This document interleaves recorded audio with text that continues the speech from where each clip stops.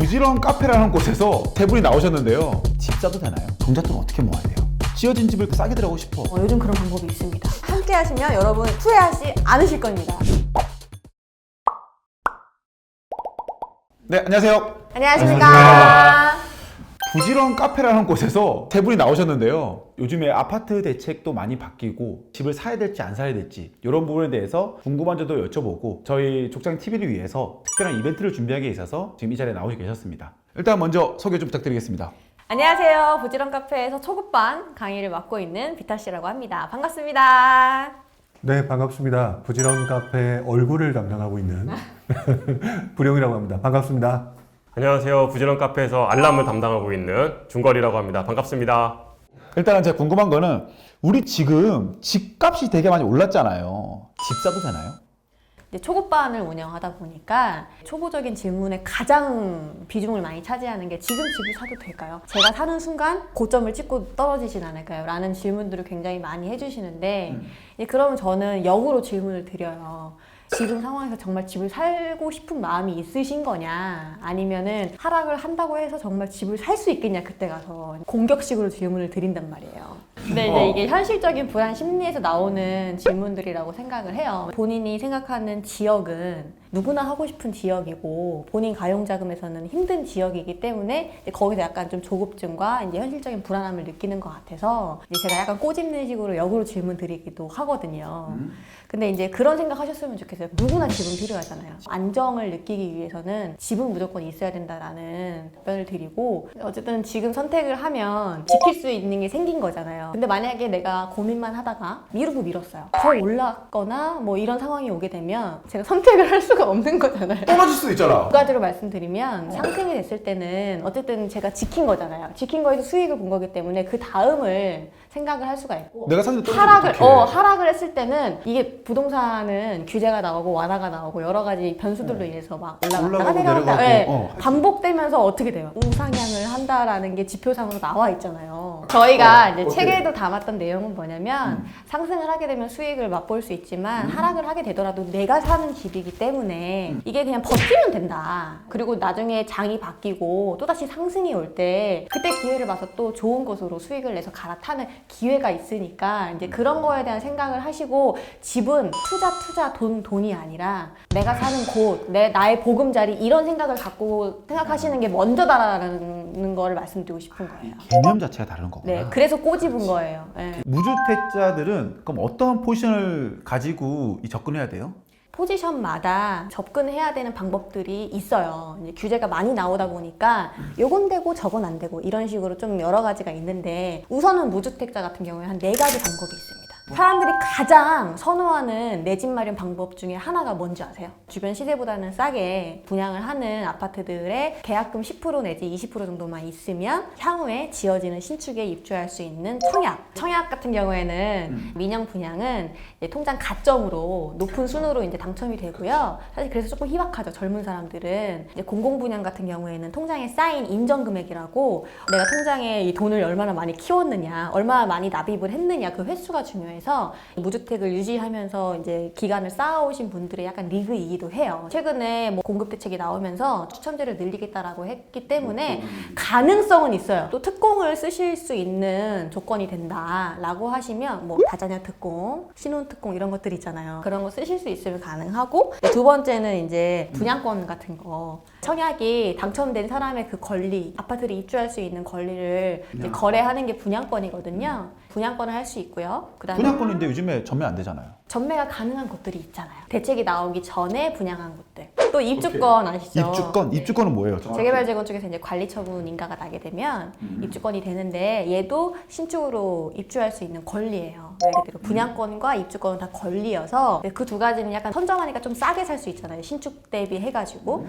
그런 두 가지 방법이 있는데, 말씀하신 대로 비싸요. 하지만 그만큼의 가용자금이 있는 분들이 도전할 수 있는 분야이기도 하고. 4번.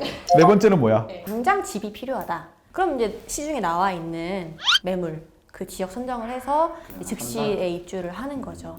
정말 내가 한 번도 투자한 적이 없고 무주택자인데 열심히 모아서 한 4억 정도 모았어. 그러면은 어떤 투자하면 좋아요? 항상 투자를 못하는 이유가 뭐냐면, 그럼에도 불구하고 신축을 하고 싶어 해요. 새 집 들어가고 싶으니까. 근데 집을 구하는 거든 투자를 하는 거든 분명한 거는 자신의 상황이 좀 다르면 자신의 그 어떤 눈높이를 조금 낮추면 될 것 같은데 그거를 못하기 때문에 무주택자로 남아있는 경우도 많아요. 우리가 신축 얘기했지만 신축만 오른 것도 아니고 그 다음에 뭐 재개발만 오른 것도 아니고 근데 잘 보면 우리 지역에 있는 구축 아파트도 올랐단 말이에요. 결과론적으로 좋은 거에 맞춰져 있는 그 기준을 조금 유연하게 가면 내가 소액으로 투자할 거를 찾을 수가 있어요. 그게 분양권이든 재개발이든 또는 구축이든 그 부분을 생각을 못하고 눈높이가 높으니까 자꾸 그것만 보이고 안 하려고 드는 거예요. 자, 그러면 요거는 뭐 몇 년 기다려야 되잖아. 근데 나는 이제 지어진 집을 싸게 들어가고 싶어. 혹시 그런 방법이 있어요? 요즘 그런 방법이 있습니다. 전세가 우리가 끼어있는 물건 투자를 하는 게 갭 투자라고 말씀들을 보통 하시잖아요. 임대차 3법으로 인해서 계약갱시 청구권을 쓰는 그런 물건들이 있잖아요.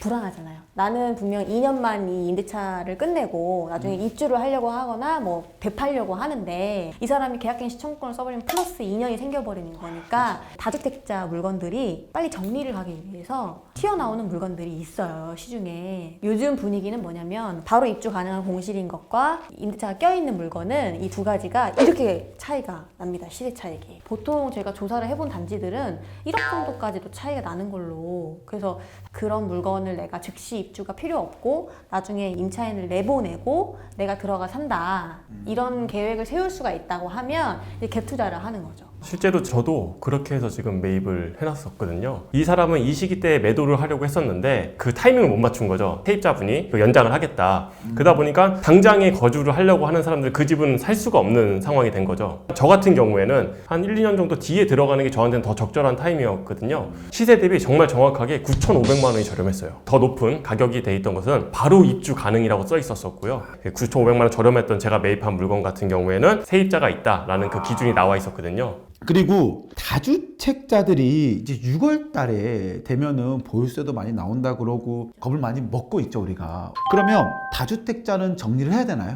우선은 그냥 심플하게 저의 경험으로 말씀을 드리면 저도 다주택자였거든요. 지금은 실수요자로 바뀌어서 1주택 1입주권만 있는데 제가 이제 시뮬레이션을 돌려본 게 있거든요. 비과세 하나가 3억의 수익이 난다고 가정을 하고 조정 대상 지역의 3주택자인 한 채를 매도한다고 했을 때 중과라는 무서운 세금 규제가 적용이 된단 말이에요. 그러면 예를 들어서 가정을 해볼게요. 조정의 3주택자가 한 채 를 매도를 한다고 했을 때 양도 차익이요, 그 한 채에만 10억이 났어요.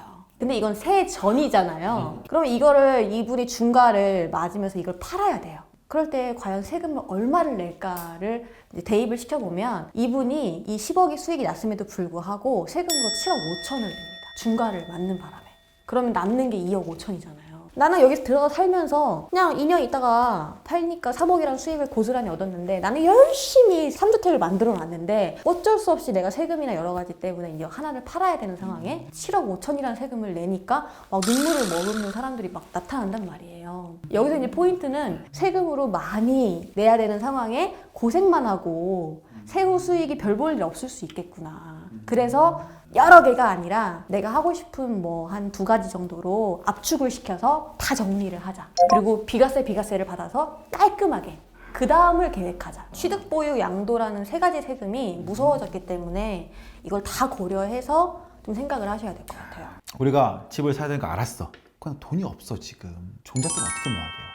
사실 뭐 방법은 또 여러 가지가 있죠. 근데 제가 어렸을 때 헬스장에서 알바를 한 적이 있어요. 오신 분들이 나 어떻게 다이어트를 하냐고 물어보세요. 그럼 저는 가장 먼저 얘기했던 게 일단 지금 먹는 거에 반의 반만 먹어라. 일단 뭐 종잣돈을 모으는데 여러 가지 방법이 있겠지만 제가 가장 먼저 말씀드리고 싶은 것은 일단은 절약하는 게 가장 중요하다고 생각을 하거든요. 제가 이제 공부했을 때 당시에는 이런 질문 저도 한 적이 있죠. 도대체 얼마를 모아야지 투자를 할 수 있습니까? 라는 질문을 드린 적이 있어요. 근데 그때 시기에는 뭐 3천만 원 정도면 일단은 시작해 볼 만합니다. 이렇게 기준을 좀 세워주셨어요. 또 실제로 대출 같은 거 활용하기가 되게 좋았던 시기였고, 근데 지금은 여러 가지 규제로 해서 이미 대출의 한도가 많이 낮아진 상태고, 그다음에 집값이라든지 이런 것은 워낙 또 상승을 했기 때문에 이제는 우리는 얼마를 모아서 투자를 해라 라고 말씀을 드리기가 좀 어려운 상황이 돼버렸죠. 얼마를 기준으로 잡지 말고 1년이든 2년이든 그 기간 안에 최대한 모아보라라고 말씀을 드리고 싶고요. 그리고 기준점을 너무 높게 잡고 있는 부분들이 많으세요. 일단은 현실적으로 기준을 좀 낮추고 가능성 있는 종잣돈을 기준을 세우시는 게 중요할 것 같고요. 그것도 조차도 많다고 생각을 한다면 기간을 좀 정해놓으시면 좋을 것 같아요. 1년 안에 아니면 2년 안에 내가 최대한 종잣돈을 한번 마련해 보겠다. 그리고 그 돈으로 인해서 자본소득을 얻을 수 있게 투자를 한번 해보겠다. 근로소득만으로 종잣돈을 모으는 것보다 일정 금액의 종잣돈을 만들고 투자를 통해서 얻는 소득이 훨씬 더 크기 때문에 그런 식으로 단계를 밟아서 진행을 하는 게 맞다 생각이 들거든요. 내가 얼마를 가지고 얼마를 벌었다 이런 사례가 있어요 혹시? 예, 근래에도 있습니다. 저희 수강생 분 중에 한 분이 본인이 한 1억 조금 넘게 종잣돈을 모았다고 말씀을 하시는 거예요. 이제 본인이 말씀하시는 게 서울에서 그 1억 갖고 내가 원하는 곳에 투자를 하는 것 자체는 이제 힘들다를 판단하시고 지방으로 이제 눈을 돌리셨더라고요. 이제 소액이지만 좀 저평가되어 있는 지역을 먼저 찾았고요. 규제 지역이긴 하나 전매가 가능한 분양권을 찾아보시더라고요. 그렇게 해서 실제로 한 1억 3천 정도로 분양권을 매입을 하셨어요. 매입을 하신 이후에 한 달도 되지 않았는데 그게 1.5억이 올랐어요. 1억 50을 올랐다고? 네네. 그것만 보더라도 아직도 투자할 곳이 많고 자본소득을 늘릴 수 있는 곳은 꽤 많은데 준비가 되어 있지 않았기 때문에 그런 기회를 많이 놓치고 계시는 것이 아닌가라는 생각이 듭니다. 여기서 제가 덧붙여 얘기를 한다면 그 종잣돈 얼마라고 하는 것보다는 내가 가진 종잣돈으로 할 수 있는 곳이 어디냐, 대상 지역이 어디냐에 더 집중하는 것이 훨씬 더 유리하다고 봐요. 그 지역은 1억 얼마가 들어가는 곳이었지만 또 누군가는 그 돈이 없어서 4, 5천밖에 없는 사람들이 있었을 거예요. 4, 5천 가지고 볼만한 곳들이 뭐가 있을까를 고민하면 되는 거지, 종잣돈이 얼마냐 많냐라는 정답을 자꾸 구하려고 하니까 뒤에 진짜 중요한 그걸 못 찾는 거거든요. 그러면 이번 수업 때도 그 저평가 지역을 찾는 방법에 대해서 해주시나요? 우리 준걸님이 바로 그런 것들의 전문이죠. 제가 담당하고 있는 부분이 이제 재개발 재건축 및 지역 분석을 통한 재개발 재건축이거든요. 재개발 재건축이라는 것은 미리 선점하는 개념이잖아요. 그러다 보니까 그 중에서도 입지와 여러 가지 여건을 확인했을 때 조금 더 저평가되어 있는 부분을 찾을 수가 있고요. 사업의 진행 상태를 보면서 투자할 수 있는 포인트를 잡을 수가 있기 때문에 그 부분에 대해서 상세히 설명을 드릴 예정입니다. 요즘에 보면은 서울 상승세가 꺾였다 그러는 얘기가 많이 나와요. 그리고 전세 시장이 하락한다는 얘기가 나와. 근데 혹시 어떻게 생각하세요? 저는 그런 기사를 볼 때마다 또 시작이구나 이런 생각을 좀 많이 하는 편이에요. 아주 쉽게 표현하면 그때 상황을 가지고 미래도 그럴 것이다 라고 생각하거든요. 작년 710 대책이라고 그래서 취득세 중과 양도세 중과 나왔었잖아요. 그 나올 때 뭐 집값 하락, 분위기 심각 되게 안 좋았었어요. 근데 그 이후에 또 좋아졌어요. 바꿔 말하면 그때그때마다 상황에마다 바뀌는 건데 지금 현재 그 내용이 보여져서 뻥튀기 하고 있는 상황이라고 저는 봐요. 실제적으로는 그럼 하락 안 했나요? 서울 주춤, 전세 가격 하락, 사람들의 심리는 하락이라고 하는 게 굉장히 와닿는 거잖아요. 근데 확인해 보시면 아시겠지만 경기도 강세, 인천 강세예요 지금. 그러면 서울 주춤, 경기 강세, 인천 강세면 이게 하락일까요? 이동한 걸까요? 그래서 어떤 내용을 보면 전반적으로 크게 봐야 되는데 사람들은 그 말에 좀 많이 흔들리는 경향이 있어요. 실제적으로 상승과 하락을 논할 건 아니다. 그렇죠. 그래서 만약에 그걸 하락이라고 논하려고 한다면 서울도 하락, 경기도도 하락, 인천도 하락 이렇게 된다면야 그걸 하락으로 인정해야죠. 하지만 특정 지역을 가지고 전체인 양 생각할 수는 없다는 거죠. 지방시장에도 신고가를 갱신하는 지역이 발생하는데 이것에 대한 해석은 어떻게 될까요, 우리가? 그 질문은 바꿔놓고 말하면 서울이 계속 신고가 찍는데 어떠냐고 물어보는 거랑 똑같을 것 같아요. 지방은 이상한 사람이 살고 서울은 좋은 사람이 살고 이런 건 아니잖아요. 지금 현재 시장에 돈이 많아요. 그리고 금리도 낮아요. 자, 그러다 보니까 사람들은 돈을 벌 수 있는 곳을 찾아서 움직이는 사람들과 이것을 보면서 집을 사야겠다고 느끼는 뭐 실수요자들이나 이런 움직임들이 계속 강해지고 있는 상황이거든요. 이런 시장은 반복적으로 오는 시장이기 때문에 어떻게 보면 이게 일종의 흐름이라고 보거든요. 이 흐름 때는 타고 같이 움직이는 게 맞다고 보여지고요. 반대로 많은 분들이 집을 사게 돼서 이제 수요가 많이 이제 줄어들게 되는 순간이 되면 뭔가 신호가 와요. 금리가 올라간다든지, 뭐 청약 경쟁률이 떨어진다든지, 뭐 이런 신호가 왔을 때 또 반대로 그때는 이제 정리를 하거나 어떤 그 흐름을 타야 되는 건데 지금 현재 상황에서는 서울, 수도권, 지방들도 역시 계속 움직이는 장이다. 지금 당연히 돈이 많고 금리가 싸고 투자할 곳이 많지 않으니 그런 지방장까지도 움직이는 시장이 돼버린 거죠. 또 하나 궁금한 거는 2월 4일 공급 대책 있었잖아요. 요거는 또 어떻게 좀 보시나요? 공급 대책이라고 하는 거는 공급하겠다라고 하는 의지를 발표한 거잖아요. 실제 우리가 공급이 많아서 들어가서 사서 가격이 떨어져야 되는 상황이 돼야 되잖아요. 그러면 실체가 보여야 돼요. 근데 아직까지 실체가 언제 완성될지 모르잖아요. 지금 상황에서 판단하기는 어렵고 최근 들어서 그 공급을 맡아서 해야 되는 LH가 투기 문제 때문에 되게 좀 불안하잖아요. 바로 그 문제 때문에 불확실성이 되게 높아졌어요. 좀 더 지켜봐야 될 것 같아요. 자, 그리고 이번에 서울시장 선거를 이제 강력한 두 후보가 있잖아요. 어쨌든 공약은 비슷해요. 자, 그랬을 때 투자 방향성 어떻게 잡으면 좋을까요? 이 내용은 양날의 검일 수 있을 거라 같다는 생각이 들어요. 왜 그러냐면 지금 현재 부동산 대책을 정부가 잘못했기 때문에 가격이 너무 많이 올랐잖아요. 그러다 보니까 지금 정치인들이 공급을 해주겠다라고 나오는데 오히려 지금 투자자들한테 이게 호재로 느껴져요. 새 집을 만들어준다고 하니 그거에서 투자하면 돈이 되겠구나 라고 하는 신호를 받고 있다는 거죠. 결국 사람들은 그동안에 보았던 내용을 근거로 투자를 결정하거든요.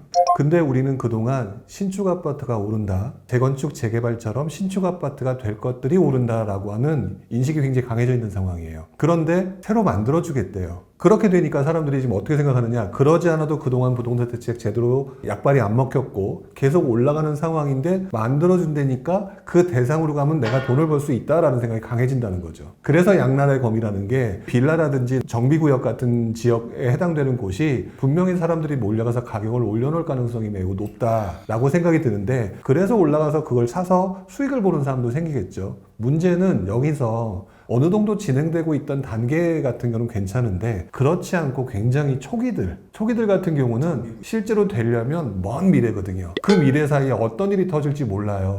그런 거 들어가서 가격을 올려놨을 때 누군가는 손해를 볼 수 있는 소지가 있다라고 하는 차원에서 투자자들은 양날의 검이라는 사실을 명확히 인지해야 된다. 이 부분을 꼭 기억해야 될 것 같아요. 우리 강의하신다고 하셔가지고 제 강의 홍보라서 나오셨어요. 일단은 기본적으로 이제 종합반을 한다면서요? 종합반은 어떻게 하나요? 저희 맥락잡기라는 종합반을 진행하는데요. 제가 초급반을 맡았습니다. 불인이 분들이 아무것도 모르시잖아요. 시원하게 모든 걸 알려드리는 그런 수업을 진행하고 있고요. 그리고 중급반은 이제 중걸님이 진행하시는데 재개발 재건축, 저평가 지역 찾는 거 여러 가지로 이제 포인트 될 만한 것들을 알려주시는 그런 수업을 진행하시고, 이제 구룡님 시장 전문가시잖아요. 그 부분은 고급반 올라가서 시원하게 이제 알 수 있으니까요. 또 규제 시대답게 세금이 중요하니까 세금 전문가 미올님과 함께 하니까요. 이 모든 거를 다 아우를 수 있는 종합반을 좀 계획을 해봤습니다. 자, 그러면 뭐 혜택 좀 줘요, 우리한테. 무슨 혜택 없어요? 우리한테 혜택 주는 거? 최근에 출판한 저희 2838 세대 지금 집 사도 될까요라는 책을 구독자분들이 저희 부지런 카페에 가입을 하시고 그 경로를 인정받으시면 저희가 선착순으로 50분께 책을 드리겠습니다. 10건만 더 주면 안 돼요? 콜.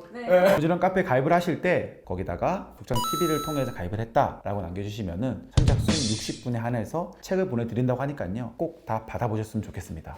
마지막으로 저희 한마디 해주시고요. 보다 더 궁금한 점이 있으시면 2838TV에 접속을 하시면 더 많은 자세한 내용을 알 수 있으실 겁니다. 구독, 좋아요. 자, 다음 부룡님. 부동산 투자 궁금해하시는 분들 되게 많은데 제대로 알려드릴 테니까 한번 확인해 보시기 바랍니다. 여러분, 저희가 왜 2번 나왔을까요? 국장님이 인정하니까 나왔습니다. 종합반 함께 하시면 여러분 후회하지 않으실 겁니다. 화이팅! 오늘 좋은 얘기 해서 너무나 감사하고요. 또 다음 기회 되면은 제가 또 따로 또 초대를 해서 더 깊은 얘기, 더 재밌는 얘기 나눠보도록 하겠습니다. 네. 자, 오늘 수고하셨습니다. 감사합니다. 감사합니다.